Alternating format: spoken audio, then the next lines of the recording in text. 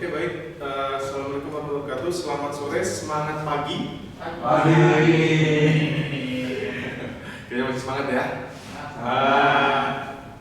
Mau absen dulu nih teman-teman semua. Mungkin ini saya akan membawakan hal yang memang sebetulnya dasar di dalam jaringan pipa distribusi kita. Oke, sebelum itu sudah datang semua berarti? Sudah tinggal? Oke.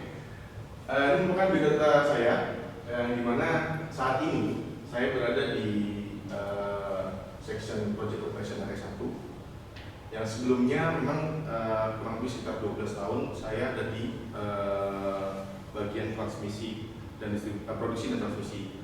Nah, transmisi sendiri itu adalah film besar yang nanti saya akan bawakan untuk pengetahuan di mana memang hal ini merupakan hal dasar, namun sangat krusial karena merupakan data awal untuk nantinya studi di pipa jaringan transmisi, baik itu simulasi, water losses atau semacamnya, itu akan digunakan. Kebetulan saya lulus di S1 Teknik Lingkungan, dan domisili saya saat ini di Kota Bekasi. Oke, masuk ke ground rules. Ground rules-nya yaitu yang pertama, kita harus menyepakati waktu hadirannya.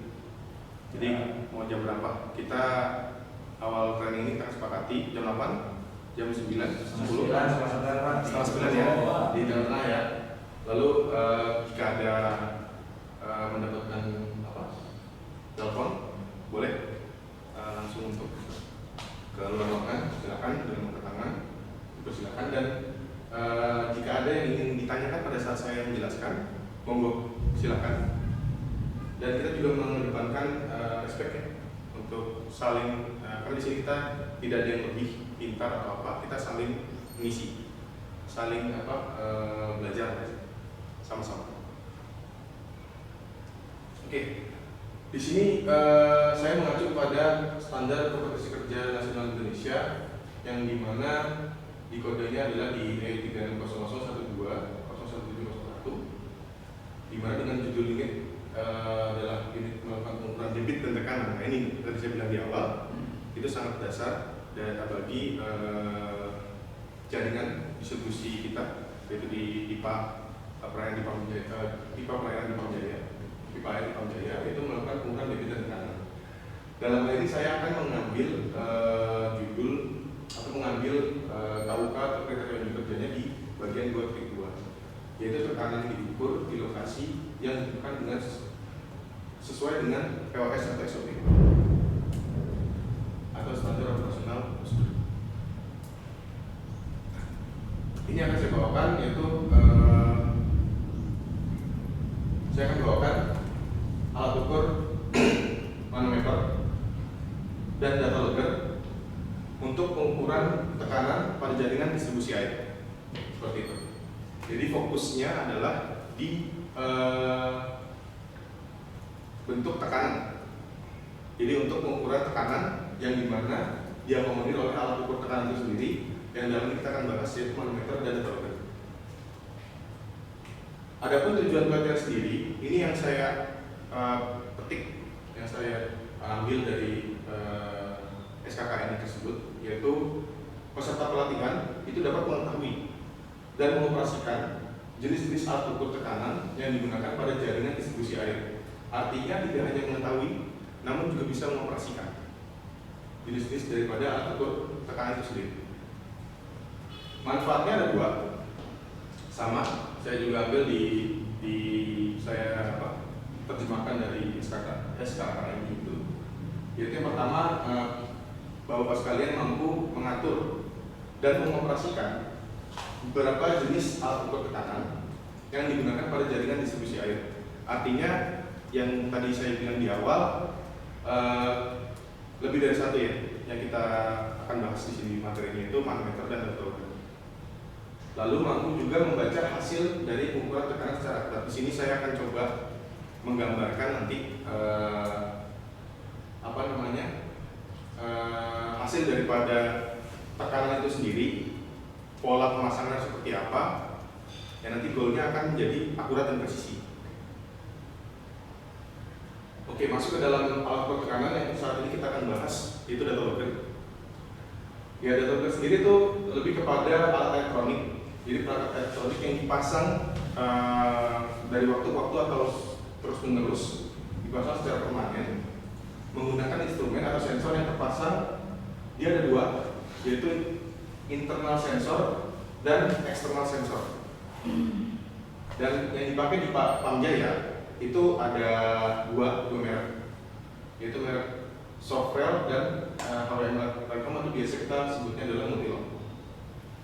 Ini sama-sama merupakan alat yang bisa mengukur tekanan secara digital. Dan ini saya akan coba membagi bagian-bagian atau menjelaskan bagian-bagian mengenai data logger itu sendiri, yang dimana merupakan sensor tersebut berada di dalamnya atau internal sensor. Ya, yang pertama mungkin bapak bisa melihat sendiri, yang warnanya hitam ini adalah antena. Jadi dia memang di dalam ini, di dalam logger ini, atau kita bisa disebut multilog, terdapat SIM card, terdapat soket SIM card, ruang SIM card di situ di dalamnya, yang bisa dapat mengirimkan hasil penangkapan ukuran di lapangan. Dalam ini adalah tekanan. Lalu ini merupakan badan data logger itu sendiri, yang bukan ada di lokasi SIM card. Lalu ini soket data yang bisa kita hubungkan ke PC atau laptop. Di sini soket ini adalah. Lalu ini merupakan soket kabel data ke FM. Jadi sebetulnya memang nanti kami saya fokusnya di tekanan. Dia akan selalu beriringan dengan voltmeter atau pengukuran debit, baik nanti voltmeternya permanen maupun portable.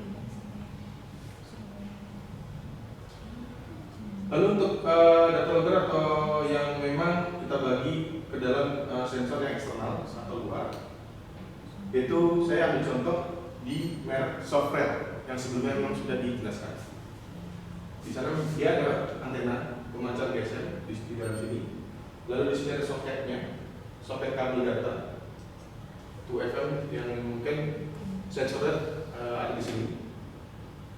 Lalu dia ada sensor pressure yang kita akan coba gambarkan tadi, jelaskan. Nah, di sini. Jadi sensornya tidak berada di dalam logger sendiri. Dan ini bukan sensor level. Biasa sensor level ini bisa dipakai akan terpakai di bagian-bagian produksi. Bagian produksi itu akan terpakai. Biasanya untuk reservoir terpakai.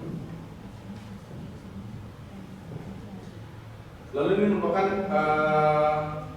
untuk pembacaan hasilnya, ya. Pembacaan hasil bacaan logger itu biasanya akan dikonekkan dengan PC atau laptop.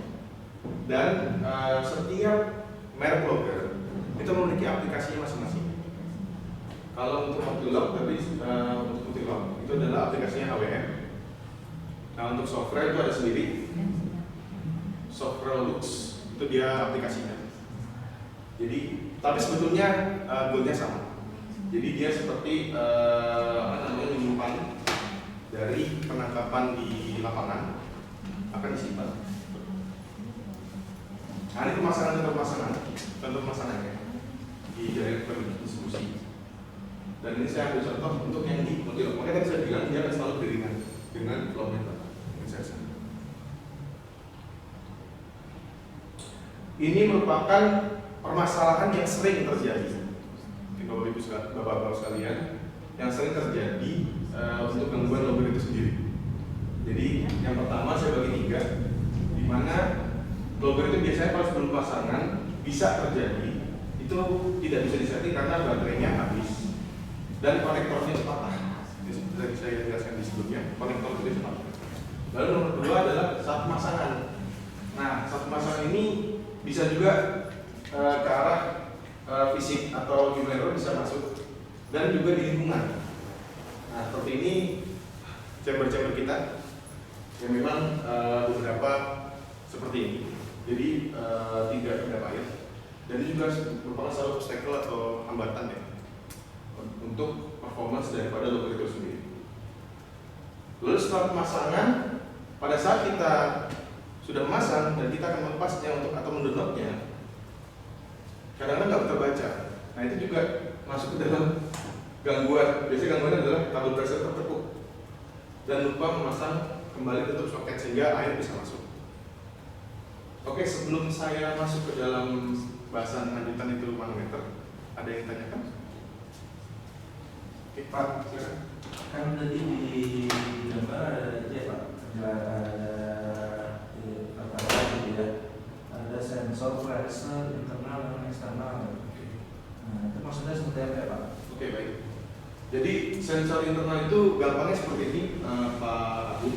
Kalau internal itu sensornya itu sendiri berada di dalam badan logger itu sendiri, di dalamnya. Jadi keuntungannya adalah lifetime-nya dia terhadap sensor itu sendiri bisa panjang karena dia berada di dalam, tidak terekspos lingkungan yang ekstrim cuacanya. Sedangkan kalau yang eksternal dia berada di luar.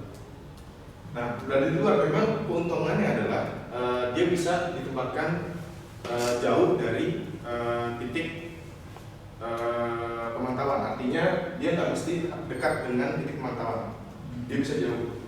Tapi kerugiannya adalah kadang-kadang dia bisa jadi jika cuacanya ekstrim atau tadi walaupun dia IP67 ya di tahun-tahun terus terendam bisa jadi kerusakan. Jadi masuk air bisa. Teman, saya sebetulnya lebih kalau untuk dari sisi kecepatan data saya lebih prefer di external sensor karena kita nggak perlu bangun panel atau apa yang harus berdekatan, bisa berjauhan gitu. Seperti itu. Oke, saya masuk ke dalam manometer. Nah, sini manometer merupakan alat ukur tekanan fluida, bisa di cairan atau gas, di ruang tertutup, bisa di dalam pipa atau tangki, dan alat ini biasanya berbentuk U atau lingkaran dan berisi air, merkuri atau minyak, dan tertutup dan mengalami ketinggian dari cairan dalam tabung U tersebut. Untuk manometer itu sendiri ada dua tipe. Pertama analog dan digital, seperti tergambar. Untuk skalanya itu yang biasa dipakai di Pamjaya untuk jaringan itu adalah di ukuran 2,5 bar dan 1 bar. Biasa di primer dan di sekunder. Lalu di bagian-bagiannya, ini displaynya, ini gauge atau jarumnya, soketnya, dan ini casingnya. Seperti itu. Nah, ini merupakan bisa dibilang tata cara ya pembacaan manometer yang saya ambil adalah untuk analog.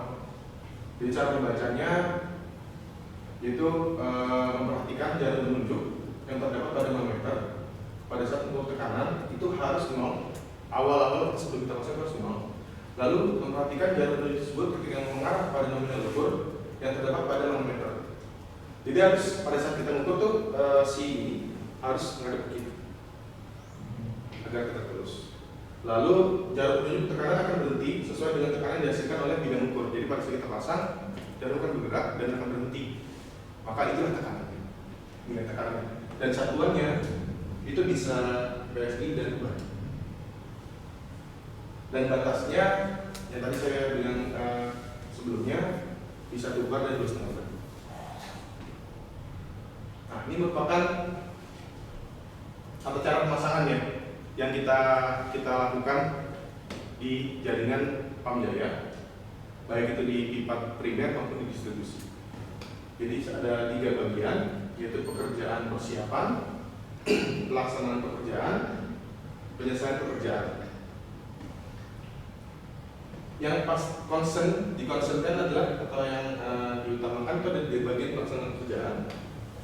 Yang tadi sudah jelas sebelumnya, pastikan dia 0. Lalu pemasangan manometer pada filtran, tunggu sampai dia stabil, dan baca manometer juga harus tegak lurus. Yang Dari tadi tegak lurus, gitu. Dan catat angkanya di dalam form manometer. Ini Oke. maksudnya kalau baca manometer harus tegak lurus itu gimana Mas? Ya, jadi harus tegak lurus itu berarti jarum itu bisa stabil Pak, dan hasilnya akan presisi. Kalau kita agak miring, dia akan ke atas, akan kelebihan, atau kita agak nunduk ke bawah, jarum itu posisinya miring itu dia akan turun ke bawah, sehingga hasil tidak presisi. Si operatornya itu misalnya kalau pasang di jaringan kan di dua chamber tuh Pak. Betul.